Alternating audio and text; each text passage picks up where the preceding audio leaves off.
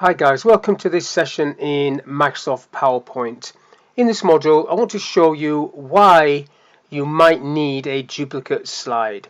So on the screen I've got a presentation about the Battle of Waterloo, and at the moment it does not have any animation. It's got a content slide with hyperlinks to different slides, and then it's got the British forces as a section, and then the French forces as a section, and then an index slide.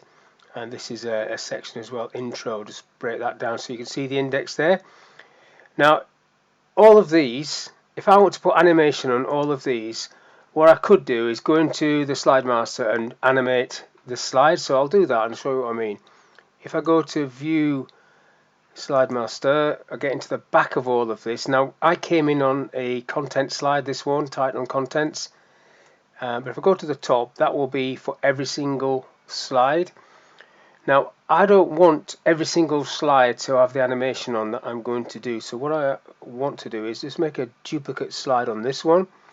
So if I just right click, you can duplicate layout, create the layout. You can also create your own layout as well, and you can also rename these layouts. So I'll rename this as Steve or something like that, so it's on as title and content, but I'll just call it Steve.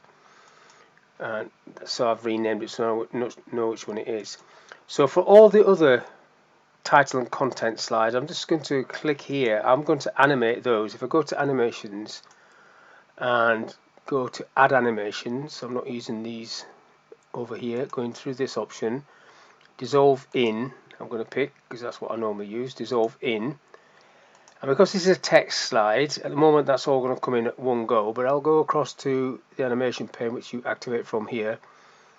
Drop the arrow down, you go into effect options and you set up what you want, and I always set this to don't dim and get it to dim to a different color, which means that'll go blue once it's lost focus.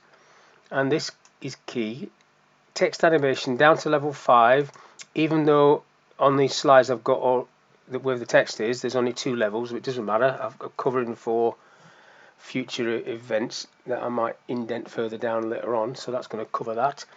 If I click OK to that, you should get a little preview. So it's dimming out to a blue color, and then you can see it coming in line by line. So that's what I want on that particular slide. Now if I come out of Slide Master, so if we go back into Slide Master, close it down. So if I go onto this, you can see there layout body. If I play that, you can see what it's going to do. It's just going to do what I've just set up. So there's a bit of an indent there, so maybe I'll pick that up.